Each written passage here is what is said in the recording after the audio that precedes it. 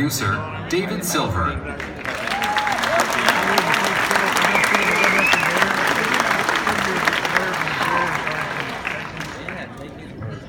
Hey guys, welcome back. Or if you haven't left, thanks for sticking with us. Welcome to our Earth Station Egypt panel. I'd like to introduce our panelists. First, author and researcher Hugh Newman.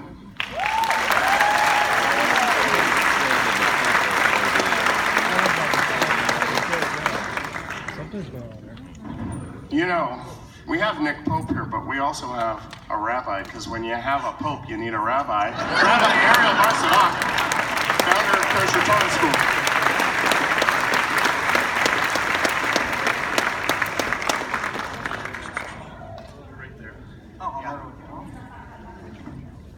Your friend and mine, the guy with the hair, is Giorgio Tsoukalos.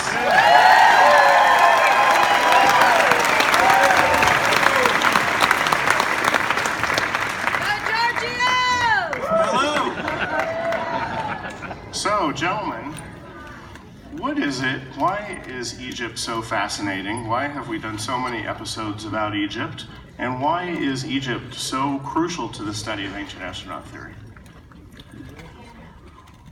Well, I think the reason why we've done so many episodes and also a 2-hour special called Space Station Egypt is because Egypt defies the rest of the world with its megalithic structures, because many of us at this table, and I'm sure many of you in the audience, have been to different megalithic sites around the world. And one thing really stands out, and that is when you are in Egypt, you cannot compare it with anywhere else on Earth. And, you know, how many people have been to Egypt? Raise of hands. All right, so you should definitely put Egypt on your bucket list, because the first time that you see the pyramids live, your breath will be gone for at least a minute or two, because you have this artificial mountain in the middle of the desert in Egypt on the Giza Plateau. And, you know, for me to say this is significant because I grew up in Switzerland with the Alps. I know mountains. So when I say it's an artificial mountain in the middle of the desert, believe me, it's absolutely incredible. Now, not only do we have these structural marvels in ancient Egypt, but the stories that go with these marvels is the fact that the ancient Egyptian texts speak of the so-called watchers, the guardians of the sky. Now, even archaeologists and Egyptologists will tell you, yes, these texts exist. The ancient Egyptians were ruminating and pondering about, the guardians of the sky and the watchers. But all that stuff, the Egyptologists say, is just fancy, flights of fancy. It's fantasy, it's nothing based in reality. And I ask you, who is insulting whom here? Is it us who are asking the question, well, what did they mean by the guardians of the sky or the watchers? Were they referring to someone in particular or some people? Or should we agree with the Egyptologists and say, oh, you know, our ancestors were so quaint, they couldn't distinguish between reality and fantasy. And so, you know, if it would be one thing if ancient Egypt would be the only place that has references to the watchers and the guardians of the sky. But the fact of the matter is that virtually any ancient culture has similar stories. So you have to wonder why, and what was the common denominator? And in this case, it would be ancient aliens. Gentlemen, care to add why Egypt is grand central for ancient astronaut theory? Well, we do live in a Judean Christian culture. However, most people will never really make the connection, even though it's very clear, that the Judaic tradition comes out of Egypt. And many of the things that we hold today to be sacred and Judaic were originally Egyptian in origin. And where the Egyptian cultures received these things come from even earlier, more ancient sources. So I was actually asking you before we came up, what is the actual dating of some of the ancient monuments that we find there? And of course, the classical archaeology will say 2,000, 3,000, 4,000 years old, but maybe there are things that are older. And a point that Giorgio was mentioning here, as I was thinking as he was saying, about how Egyptologists today will discount certain things of ancient Egypt. But are they Egyptologists? And I don't mean Arab Muslims or just today's community. How many of the original Egyptian peoples do we still have around today who understood the original ancient ways and would ever speak so disrespectful of them? Yeah. So we don't understand, we don't really connect the dots to recognize just how much of this ancient Egyptian culture, we look at it as being foreign to us or exotic to us. But I think it's a lot more ingrained within us than we know. Absolutely. I mean, my take on ancient Egypt, when I first went there, I was absolutely stunned. It was not what I expected. Seeing the Great Pyramid and all the whole Giza Plateau, the Sphinx and everything else, it just takes your breath away, especially when you get up close to it. Also, when I first went to Luxor, there's a great obelisk. There's one still standing outside the entrance to Luxor. We went there at night. I was actually with Robert Bouval. We were running a tour there back in like 2010. And it absolutely stunning. It just, to me, it looked like it had just been like printed out like a 3D printer by aliens. It was remarkable, just the beautiful granite stonework, the intricate hieroglyphs carved on it with high precision. And this was like 60 or 70 feet tall, probably weighing 400 or 500 tons. My brain couldn't cope with it for a while. I literally had to sit down and kind of try and take this in. And it took a while just to absorb the magnitude of what's going on in Egypt. And we must remember, a lot of it has been lost, it's been demolished, it's been taken away to build the cities. There's been obelisks and other statues transported to museums all around the world. And the closer you get to these, the more refined and the more intricate you see this type of carving. It's like, it clearly is like a very highly advanced ancient technology that we're just getting back to in this modern society. And it's mind-blowing. So you just have to question, how on earth could ancient Egyptians have done this? And how old really is it? Because some of the traditions in Egypt, if you look at the followers of Horus and the time before that of the gods, like Osiris, Isis, and so on, they go back potentially up to about 40,000 years old if you look at the dating and the chronology of these king lists.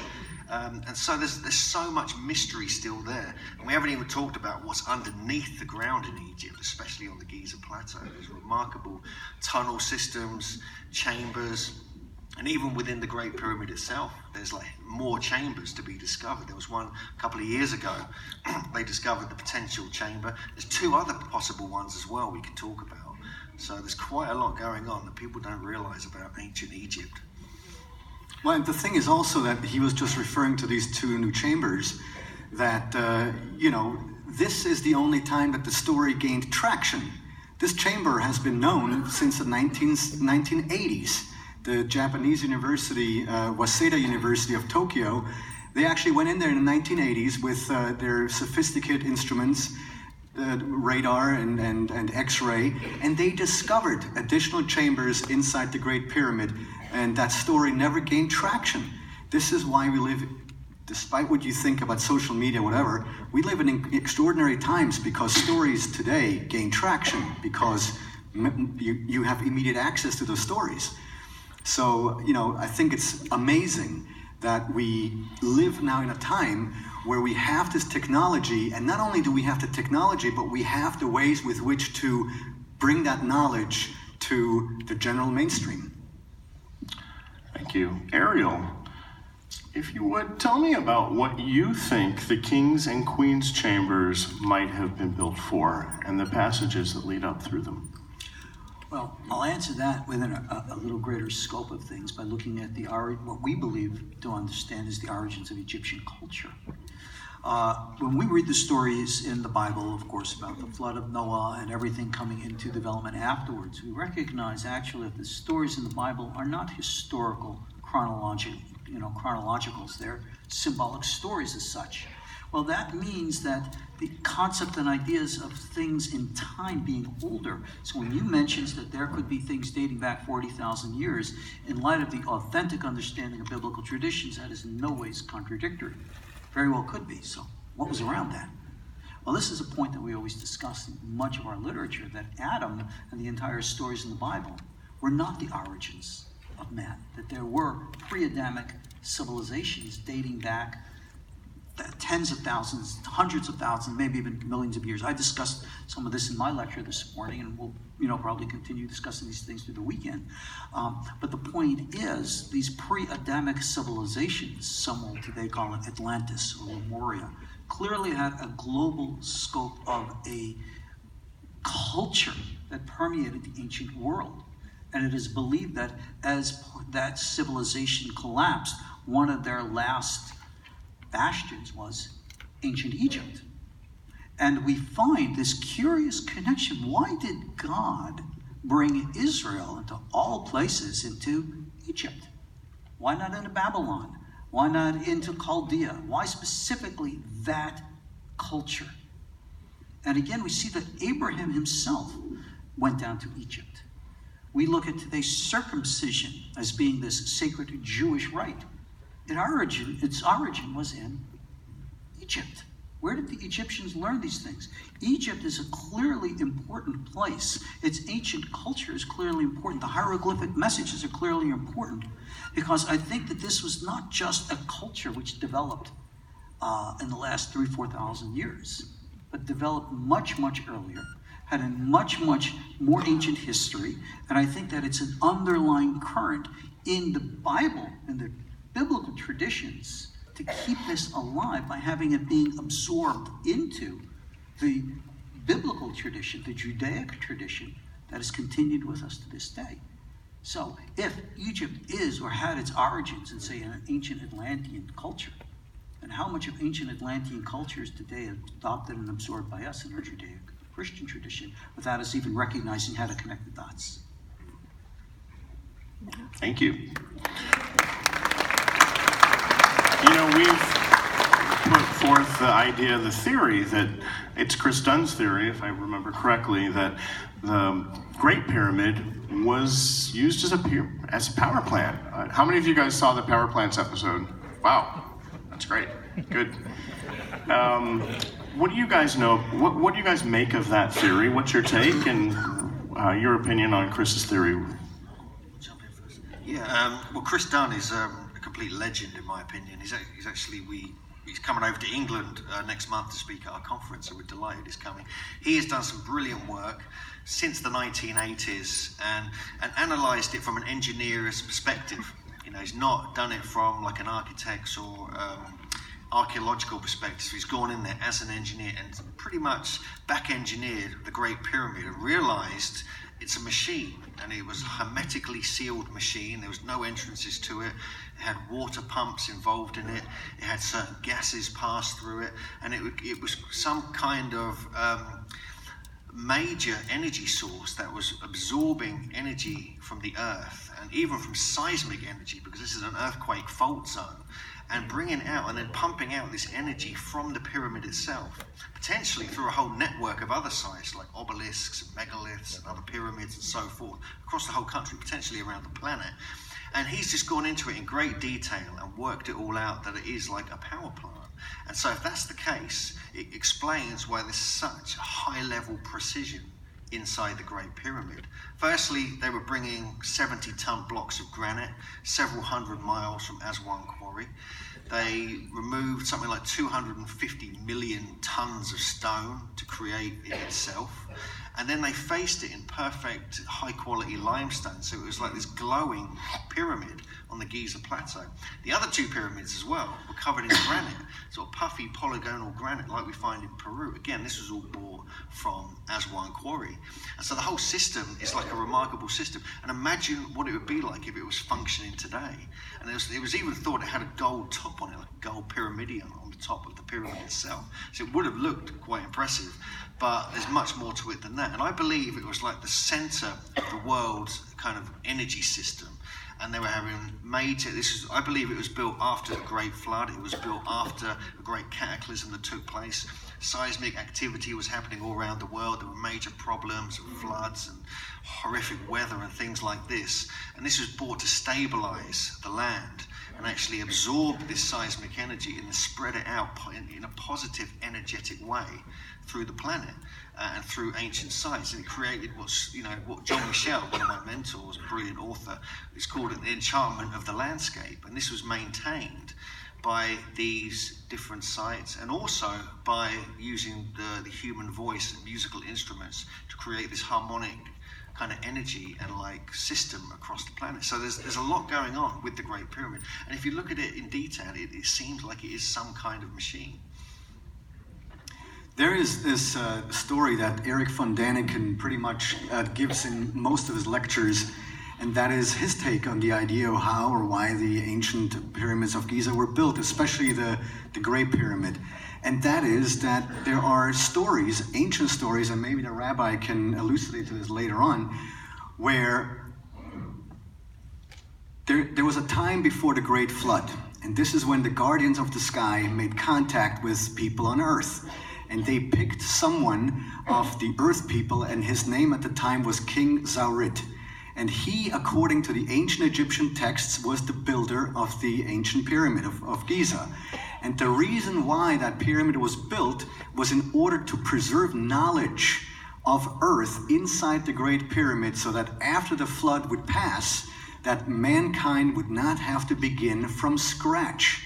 So basically the pyramid was, this is a theory, it's an idea, that essentially the pyramid itself was a so-called Hall of Records.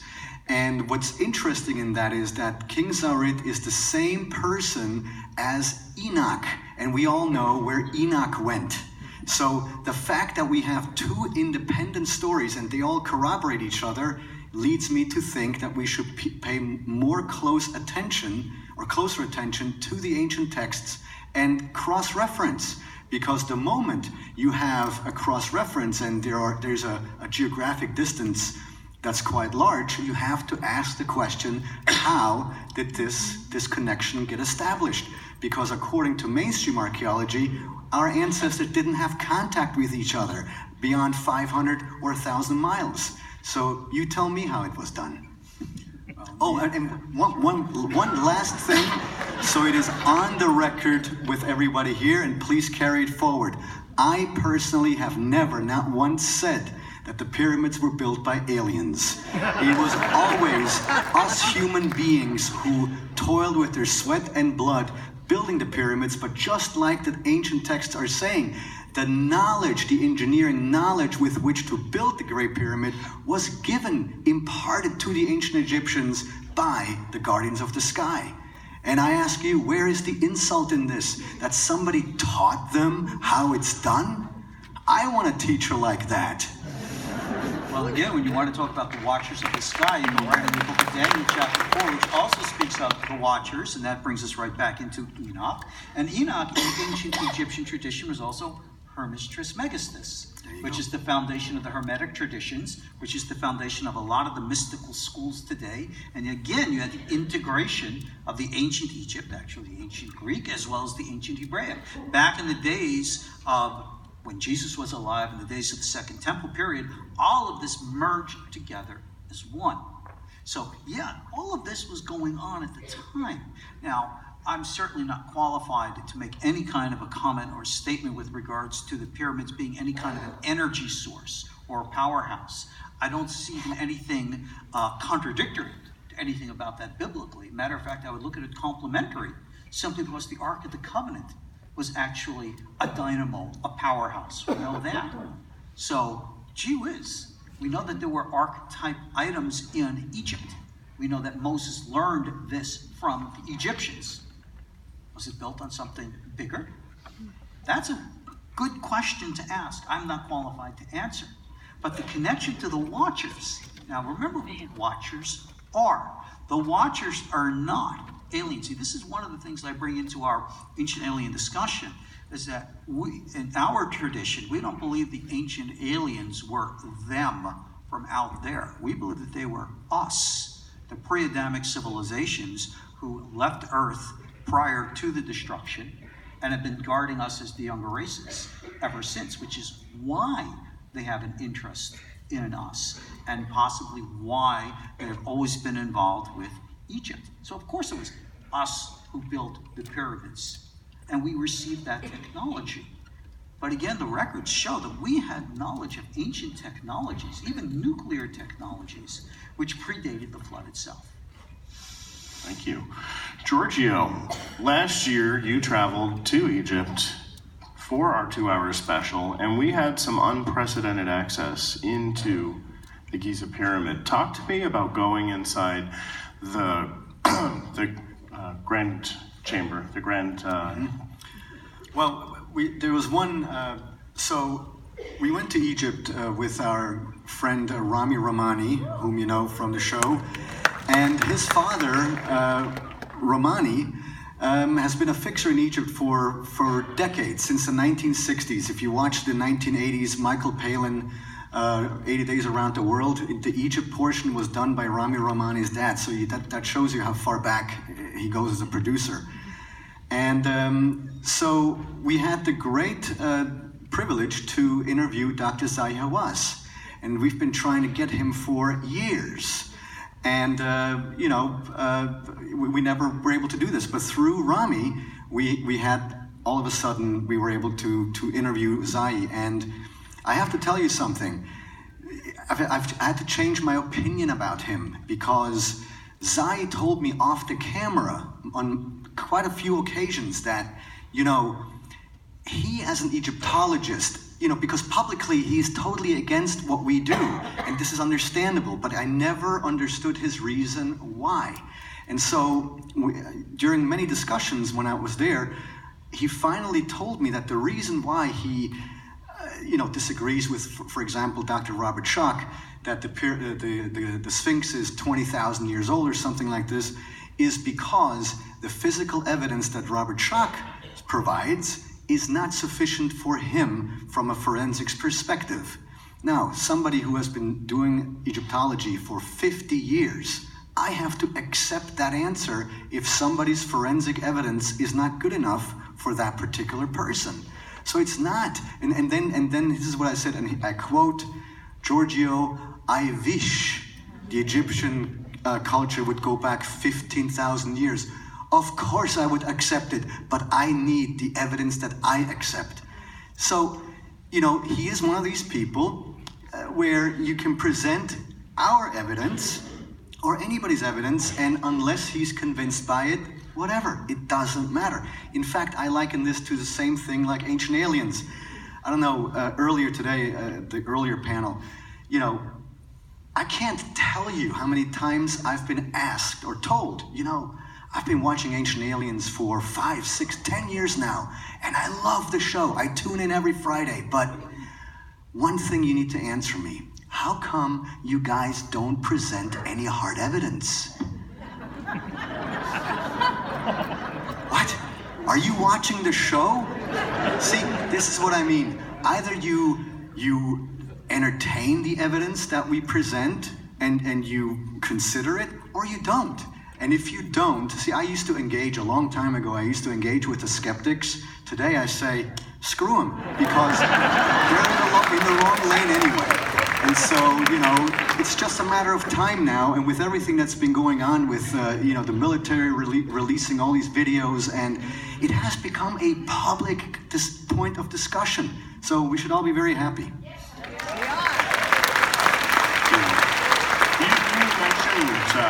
You mentioned Robert Schoch. Can we talk about the evidence that could prove that the Sphinx is actually pre-flood? Well, here's the thing. I personally completely agree with Dr. Schoch. He's a good friend of mine. And, it is incorrect what Zahi said, for example, that, the evidence with the water levels, that's not good enough. Well, what Schoch and Boval proposed back in the day was not just the water level stuff.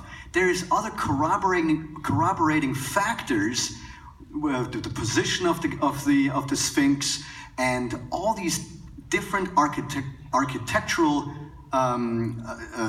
settings that were that essentially date to the time of the era of Leo, right? Of Leo. And that was 12,000 years ago. And it's all there in physical form, plus the water damage. So, you know, this is what I mean. What more do you need? It's all there. Just because you don't see it doesn't mean it's not there. Certain Egyptians have always been known to be rather hard-hearted and not accepting evidence, even when it was clearly thrown down in front of them and turned into a serpent, kind of stuff.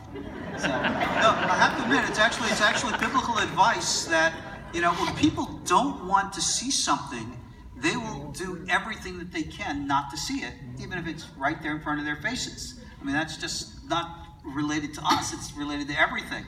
So when you want to say hard evidence, well, hard evidence according to whom? Exactly. You see, that's the point. I think our show has more than enough evidence. To me, it's undeniable. However, you're going to have those people who are going to say, I don't see, I don't hear, I don't speak. You know, good old Sergeant Schultz.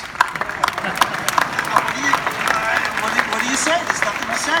Right. So, Giorgio, I agree with your attitude. Sometimes it's just nothing you can really do. And also, it's just so much energy and so much time. So you let them scream. Yeah. You can't prove something to somebody who doesn't want to accept proof. Right. It's as simple as that. But in more recent years, the dating of the Sphinx going back like 10 or 12,000 years has been corroborated by the discovery of Göbekli Tepe in southeast Turkey. And so there was this time in the mid-90s when Robert Schoch, Graham Hancock, Bavall, John Anthony West pushing forward this idea of this extreme antiquity of the Sphinx and potentially other, you know, the pyramids on the Giza Plateau. So they kind of weren't sure if they were built then or they were harking back to this special time of like 10 or 12,000 years ago. But then, when Göbekli Tepe got discovered, and there were sophisticated multiple stone circles with 3D relief carvings on, showing different types of geometry and acoustics, at that date, suddenly the floodgates open, and suddenly now they've kind of admitted or submitted to the idea that it could be that old. That's not going to be in any official history books just yet, but you know, watch this space, because I think Göbekli Tepe is opening the floodgates of not just dating the Giza Plateau and the Sphinx, but other sites all over the world that are probably going to need to be redated. Yeah, this was in fact, and you can back me up on this, or add to the story, but this weeks before Göbekli Tepe, or months, a few months only before Göbekli Tepe was rediscovered, I guess, Robert Schoch was at a conference, and the main argument by his critics was, unless you can show another site of extreme antiquity on planet Earth, your theory is complete nonsensical. And obviously, Robert Schoch did not know at the time of Göbekli Tepe because it had not been discovered yet, or, you know, it wasn't out yet. So, long story short, it took a few months. There's the story about Göbekli Tepe, and Robert Schoch was like, oh my gosh, why couldn't this been discovered 6 months ago? So, and didn't he almost lose his job or something like that? Yeah, he got pushed to the limit. Yeah. A lot of the opposition to ancient dating historically had its foundation in an unfortunate misinterpretation by literally reading the Bible. The Bible says it's only 6,000 years old, and everybody knows nothing existed before that. And how do we know? The Bible says so. So there is no Tepe, there is no Sphinx, there is no. It's all a demonic deception. But the problem is that's not what the Bible says. And when you read the original Bible and you recognize the original Hebraic, and you go into the other books surrounding the Bible and looking at an ancient history dating back tens, hundreds of thousands of years, then all of our discussions say, oh, yeah, that does make sense. The problem is people are not aware of this literature. They're not aware of these ideas, these customs and cultures. And good old Moses said, let my people go. I always say, let my people know. Yeah. And it's a matter all about education, exposing, and you cannot use Bible or biblical chronology as an excuse to discount ancient dating. It is just not valid. And I think that the evidence on that is clear and undeniable. Every scholar of the Bible will have to acknowledge that. Yeah. Gentlemen, so the three pyramids at Giza are just modern feats of engineering. They're just amazing, but there are other pyramids not far away that look like they might be rudimentary, like adobe. What might that tell us about when they were built, and why are they different than the Great Pyramid of Giza and the other as well? Yeah, well, in the Giza pyramids, the three main pyramids on the side, there are a few other smaller ones there as well. They seem to show a certain level of expertise and high technology, which is unsurpassed in the whole of Egypt, even though they were supposed to be the first proper pyramids built there. The only one really before that was Saqqara, which is a few miles south, and that's like a step pyramid. It's very, very sophisticated in its own right. And there's other sites like the Unas Pyramid, and there's underground chambers and so forth. Very articulate, very beautifully done. But really, the peak of it was just a few hundred years later with the Great Pyramid and the two other pyramids on the Giza Plateau. But we must take note that the two other pyramids are equally important because they were cased in beautiful carved granite, which is incredibly difficult to carve. It's almost like 50% crystal, and that's brought up several hundred miles from Aswan Quarry, and it's puffy polygonal style like we find in Peru, which is bizarre in its own right. And then all the other pyramids kind of after that, some were literally mud brick. Some had megalithic foundations. Some just never reached the same sophistication, apart from maybe the Dashur pyramids, the Bent Pyramid and the Red Pyramid, and a few others, maybe at Meidum and a couple of others. And so it seems like the oldest came in first, were the most highly sophisticated, the most impressive and largest. And then after that, it kind of got a bit worse through the decades, through the centuries, and so on. But we must admit, even into the later dynasties, into the time of Ramesses and others, very high levels of sophistication and stonework were still present. It's just the pyramid construction never quite reached what we found on the Giza Plateau. And another thing that I was told, while we were roaming the Giza Plateau, you have to imagine this, that when King Tut visited the pyramids to just look at them, he came as a tourist. The pyramids had already been around, according to official Egyptology, 1,000 years. Let that sink in for a moment. King Tut, the most famous Egyptian pharaoh of all time, came to the Egyptian Giza Plateau, and he saw the pyramid as a tourist, where she was already 1,000 years old. I mean, that just give you an idea of the relations of the chronology of time, that everything, this is a moment of nothingness. Because, and so the reason, by the way, that any of these ancient monuments were built with stone and in megalithic ways is so they would stand the test of time. See, if they would have built this stuff out of wood or even glass or steel, after a while that disintegrates with erosion. But stone is for eternity, especially if we're talking, granite, andesite, all these igneous, hard rocks.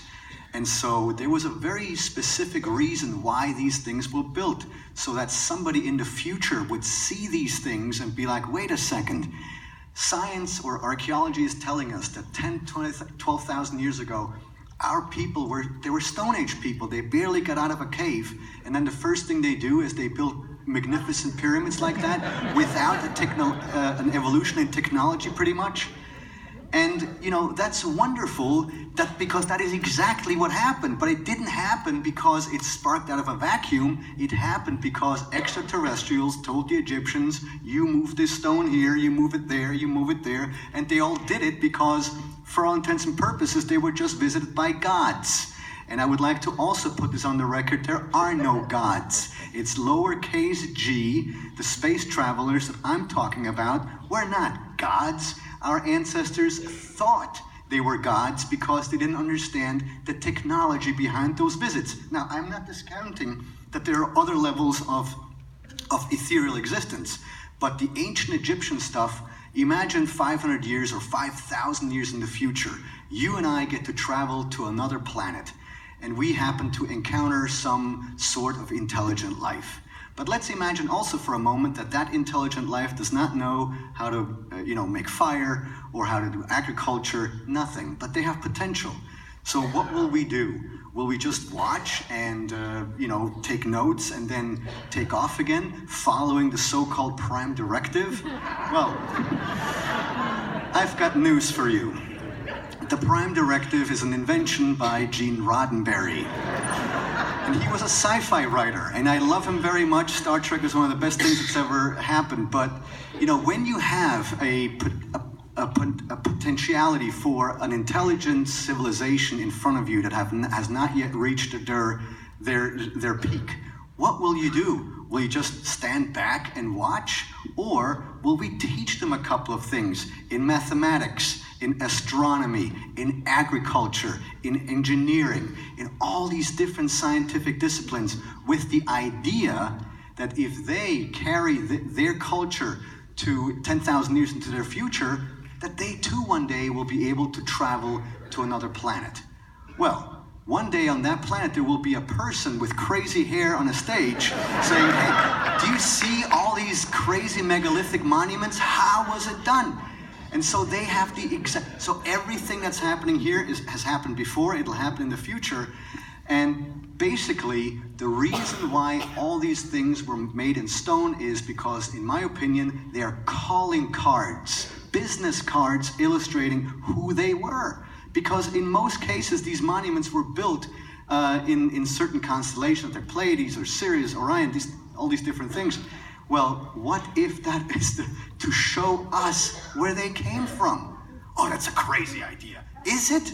Really? It's right in front of our eyes, but nobody wants, and everybody's looking the other way, except you guys.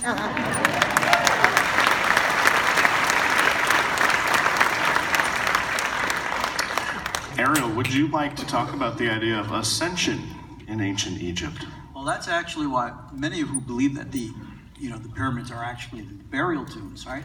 They were very, very much astronomically aligned with specific planets.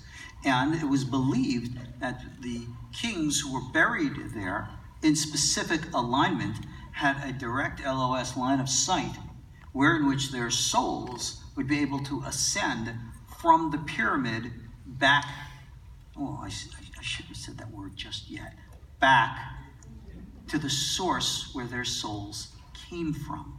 You see, that goes back into the Kabbalistic tradition that the original Adamic souls were not indigenous of this earth, but came from outside and then incarnated here on earth. And you see an echo of that same teaching, which came first, the later Kabbalistic or the earlier Egyptian, as that the soul, not indigenous to this earth, returns back to the stars. So I think that's a very profound concept. Now you got to remember, they're not expecting that the pharaoh in the afterlife is actually physically going to go up. He doesn't need a big sarcophagus and taking out of his organs and everything else if he's physically going up. But obviously he's being buried with everybody else because there's an energetic directive in which they're going back to some other place. And I just don't think that those places were made up mythologies. You don't go and make such megalithic structures, once upon a time. It's very easy to just throw them in a pit and you say, oh, yeah, the pit goes there. Who cares? These things are pretty big. There was something very real to it. And again, remember that the soul of the king was his people, and his people is the king. He was a representative of these things. You find the same thing echoed in the Bible, in which the soul of the pharaoh is said to be an echo of the entire nation. So the fact that he goes up, everyone else, if you will, like piggyback, goes up with him.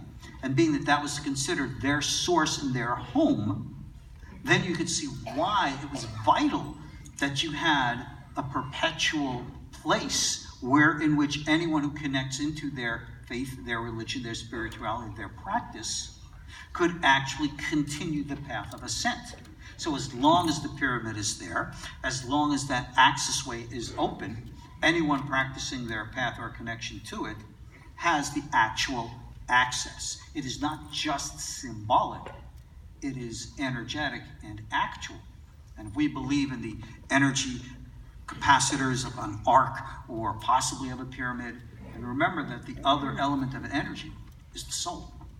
And the soul is also energetic, is going to be subject to the lines of energy of any other form of whatever spiritual technology is, other forms of technology.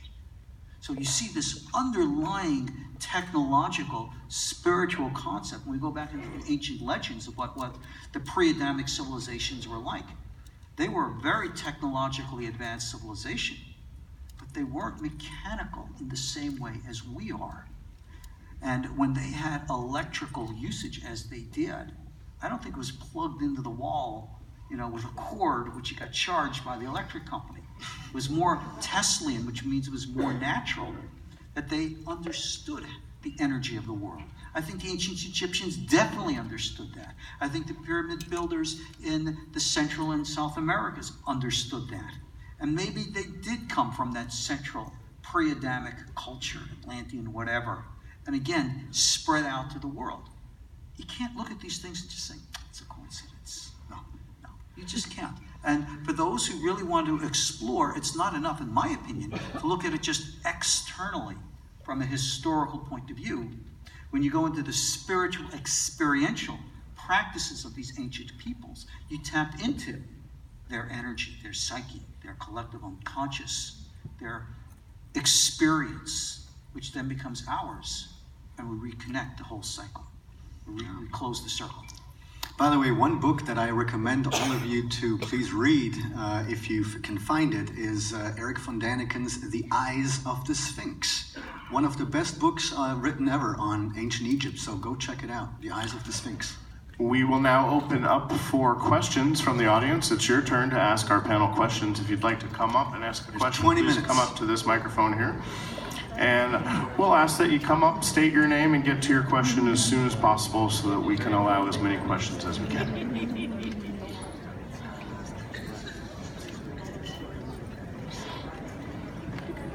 You're almost there.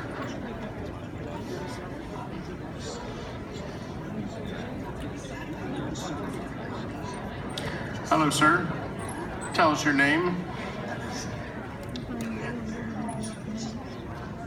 Hello. Hi, this is Ralph Cheek. Hi, Ralph. Hello, Ralph. I've been an electrical engineer for 50 years, and I've been trying to figure out what kind of energy the pyramid could have been sending out. It certainly wasn't electricity, because stones don't connect electricity. It must have been plasma of some type. Has anybody got any idea what kind of energy? Hey guys, can we please keep it down so we can all hear the question? Thank you. What kind of energy the pyramids were sending out? Well, according to Chris Dunn, there was all sorts of energy, and there were metal clamps found in the pyramid as well. When Gantenbrink sent his little machine down that tunnel, so there were metal features inside the pyramid even as well. So there were different alloys. Yeah, claims copper and other such things. He claims there was lots of different types of energy, from thermal, radioactive, all the granite, electrical he did talk about, and magnetic as well. And they were also had water pump systems as well, and the great plugs, the big stone plugs that blocked off some of the passageways were actually, because there was, the whole of the Giza Plateau was surrounded and filled with water. There was a huge underground system. There were pools around the pyramid, even around the Sphinx as well, linking up with the Nile. There's good evidence of that now. So they were working with the water energy as well, like pumping things around, which would then create this whole system within the pyramid. I mean, you've really got to check out the Giza Power Plant by Christopher Dunn to get the full story. I'm just really repeating, trying to remember everything he's written about it, because that really is the key text on the subject. Thank you very much. Thank you. All right, next question.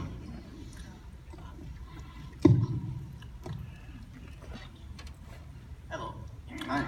My name is Gene. My question is, one, I know you guys have spent a lot of time on Egypt, and I was wondering if you have any plans to maybe shift gears towards the Antarctic region and what we could find down there.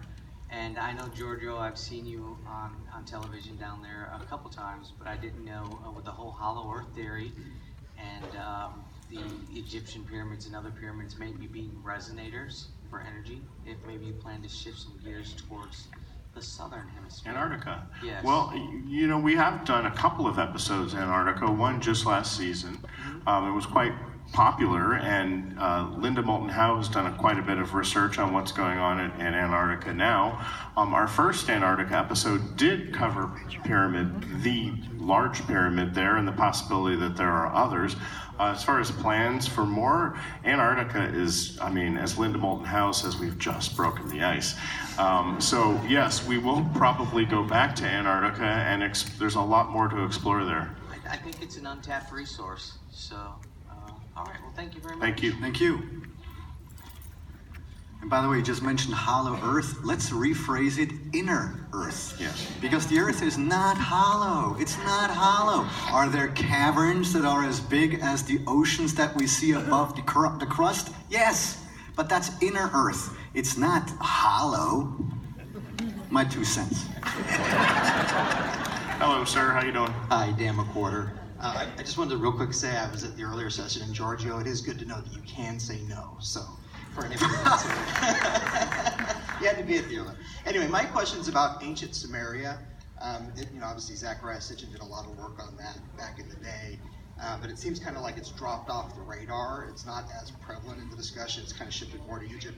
But even in Rabbi, we talked about Abraham. He came from, I guess, Ur and Samaria. So when you guys look at this, how does Samaria fit into your picture? And now I know the world's still a very dangerous place over there, but I understand at the end of the Iraq War there was a lot of stuff that was damaged and destroyed, whatever. But from a show perspective, is this an area that you're interested in? Is there any thought or consideration to? Very interested, but you couldn't pay me to go there. Yeah, it's rather not a healthy place to visit these days. But there is a connection with the pyramids and sites in Egypt with that area. There's Arabian legends that I'm sure you guys kind of briefly mentioned earlier, which talk about certain ancient giants and kings actually building such as the Great Pyramid, also the Dashur pyramids, even Dendera, before and just after the flood, and they all came from this part of the world. And these Arabian legends are at least 1,000 years old. Remember, the giants clearly spoken of in the biblical traditions and found to this day all over the place. The fact that they could have been involved in pyramid building, no reason why not to understand that. I mean, because you've got the traditions, Sumerian, all this, that kind of Mesopotamia of the Nephilim, the Watchers, the Anunnaki. Some of these were giants.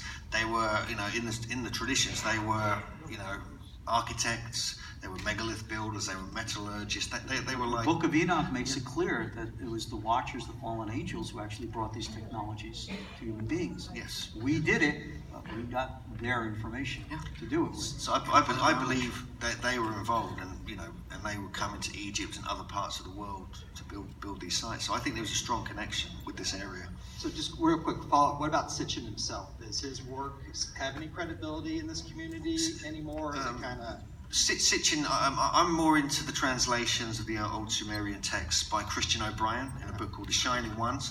And if you can get hold of a copy of that, I highly recommend it. It's very, very good, and he does a proper, solid translation. And he believes, rather than them coming from other planets, he talks about them as semi-divine beings emerging into reality, and that's they come from a sort of almost like a different dimension. But Sitchin's stuff, some of it is remarkable. I mean, I love some of his books, especially except for the part that we are slaves. Yes. Well, I will tell you from a scholarly point of view that real scholars, especially those of us in Hebrew and Aramaic, do discount his translations and understanding. There are extrapolations which really don't stand up to scholarly validation. And others of my peers who are familiar also with Sumerian will validate that. So yeah, I've read his stuff, and I know it's very popular today, but I think it's become more of a modern mythology than having any real historicity. Great, thank you so much. Thank you. Hello, my name is Warren. I'm a surveyor, and I enjoy your show very much. I have 2 quick questions. One is, my own personal opinion my whole life has been that I don't think that the political structure existed in such an advanced stage 4,000 years ago. And I would like you to tell me what you know about the political structure at that time. Did they have enough political power to inspire people to build pyramids for no apparent reason? Absolute monarchies. Yeah, that was your yeah, power. they had a You power. no It was called the point of the spear. You had no choice. Yeah, it was rather very persuasive. There was no concept of democracies. There was no legislative bodies. You had the king or the emperor, and he was divinely appointed and chosen, and that's cross-culturally. This is why Greece is loved worldwide, because we introduced democracy to the world. It did not exist before that, never. So, yeah. But great, interesting observation. And there's also a point. The ancients, I'm talking as far back as we can go, there's the mythology to think that the ancient Egyptians, the ancient Chaldeans, the ancient Indians, the ancient Chinese, everyone was disconnected from one another and there was no connections in the ancient world. That's just not true. They had the trade routes from one end of the world to the other. And you had people from Egypt and India and Chaldea, and Europe and every other culture around the world in Europe and Asia and Africa were all well aware of and interactive with each other from the days before Abraham. Thank you. Thank you. My other question, in my opinion, I don't think that the surveying technology existed to build either the pyramids or any of the walls or other structures in South America until around 1970. Have you been able to explain that? You mean the surveying, Yes. the quality of the surveying? Well, I mean, if you look into I'm very interested in like geodesy and geomancy of the landscape. And if you look into that, like in Britain, for instance, you can clearly see the sites all over the country have specific triangulations with one another. We have Stonehenge, for instance. It's linked with Arbelo and also Brinkedley D in Anglesey, and that's a perfect 3-4-5 Pythagorean triangle. We have multiple Pythagorean and isosceles triangles connecting sites all over Britain and all over the world. And so they were surveying. There's very articulate maps, the Pires Res maps from the early 1500s, also the Orontius Finicus map, again from that era, and they clearly show that all these land masses, even Antarctica in some cases, were fully surveyed. And I believe, there's a whole story with this I'm going to get into in my lecture tomorrow, that there was a tradition of these serpent people who came out of Sumeria. Enki was the main guy. There's also this tradition of these giants, the offspring, the Nephilim and so forth. And both of these spread out in different ways and shared this knowledge. And one of the things they were masters of, not only megalithic and pyramid construction, but also surveying the landscape and marking places astronomically, geodetically, earth energy wise, to create this kind of enchantment and a map of the planet at the same time. I think there's a lot of evidence to support that. And by the way, as probably the entire audience here knows, that Pires map shows Antarctica without the ice cap. That's right. That is what's absolutely extraordinary. And archaeologists are looking at it and they're like, coincidence. Screw your coincidence. After a while, even coincidence no longer makes sense. All right, next question, please. Yes. My name is Sue. I'm from Iola, Texas, little town near Bryan.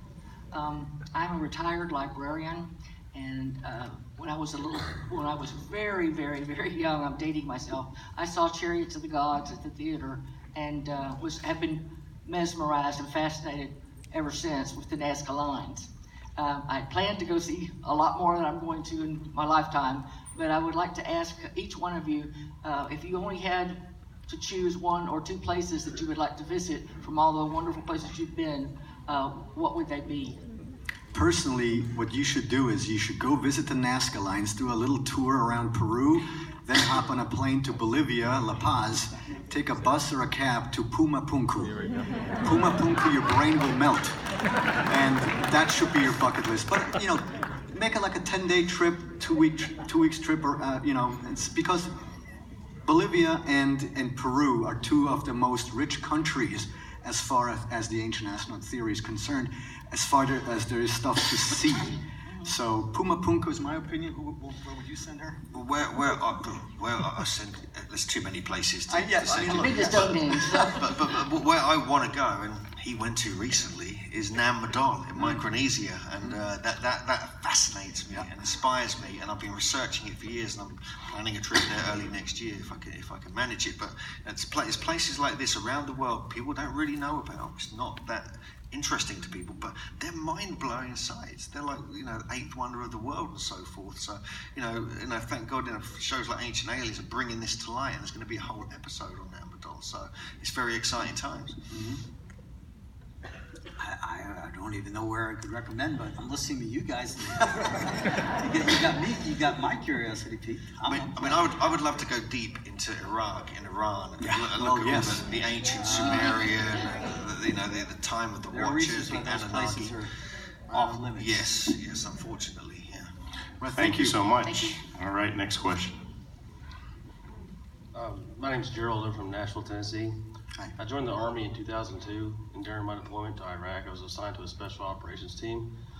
A couple of buildings at Dom had ancient Sumerian artifacts, and while armed guards were, protecting these buildings, we were told that one of them were burglarized. The only thing that turned up missing were all the old ancient Sumerian tablets and some of the artifacts he had. And some years ago, I guess a panel broke off in the Abydos structure in SETI. So my question is, over the years, has political influence covered up hieroglyphics that might have shown something, or ancient texts that we don't need to know today? And do you think that's still going on in Egypt, even after you guys sat there? Has there structures you think there's still that they have found they know about, but they won't let us know because it's not been covered up? I wouldn't even go as far with a cover up because things get lost.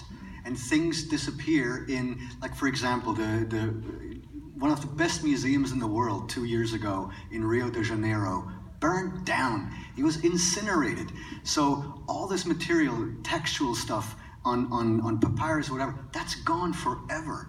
So I wouldn't always necessarily point directly to a cover-up, because most of the stuff that we talk about on this panel is accessible. It's there. None of this stuff that we, or at least me, what I say is it's not secret knowledge. I read books and I, looked at things. So it's not necessarily that this information is suppressed. And this, by the way, is the reason why, in my opinion, Ancient Aliens is so successful, because it was the first time that a show showed this side of history from our perspective. Because if you remember back in the day, you usually had shows like this with skeptics in them. And Kevin Burns always mentions the following when he asks the question by saying, hey, have you ever watched a show on the Nativity? And then they would bring in a skeptic and say, well, the Nativity never happened. It doesn't exist, okay? So then why should we have a show about ancient astronauts with the actual experts and then have some other clowns come in and say, no, this is not true? Well, why are we doing this? And this is, by the way, why Ancient Aliens works. Because, and I said this earlier today, we've eliminated the skeptics, because it's our time to shine. So, yes. Thank you, sir. All right, we have time for, by the way, thank you for your service, for one more question. Come on up. And for any of you who have been waiting in line and haven't had a chance to ask your question, bring your questions to the next panel. Every panel will have a question and answer session at the end, so thank you for your patience. Yes? Hi, my name's Avery, and I sometimes watch the show with my dad. He watches it a lot after work, and so my question is, I'm sorry if y'all covered it already. The pyramids in Mesopotamia, or not Mesopotamia, I'm so sorry, Mesoamerica, do you think there's any correlation to those and the pyramids in Egypt? Yes, I do. Yes. Well, I'm sorry, that was really badly phrased. No. The way they found out how to build their pyramids in Egypt, do you think the people in Mesoamerica had the same experience? Well, what I think is that there was cross-cultural activity going on between the Americas and Africa, for sure. There's evidence with the Olmec culture, who were the pre-Mayan megalithic culture, these Olmec heads that look very West African and so forth. There's evidence of the cocaine mummies, for instance, where they found South American cocaine in mummies in Egypt, tobacco from the Americas in Egypt. So there were connections. So it proves there were connections between these cultures. So the pyramid building culture, you know, the architects, the pioneers would have made an effort to travel, you know, over the Atlantic to go to the Americas, and no doubt influences did occur. And I believe the pyramids in Mexico and Guatemala are older than people say as well. There's evidence, if you look at the legends and the stories and the different ages of the times that were recorded by the Aztecs and the Maya, possibly the Olmecs, it's a much earlier epoch than people realize. And so I think there are direct connections, and there are very strong similarities with Teotihuacan and the Giza Plateau, i.e. they're laid out like the Orion stars and so forth. So yes is the answer. Thank you. Okay, folks, we are all out of time. How about a round of applause for our panel? Thank you very much. Wait a second. We have one more question. We did not hear you? We don't know if aliens are real or not real. Oh, the aliens are real. Trust me.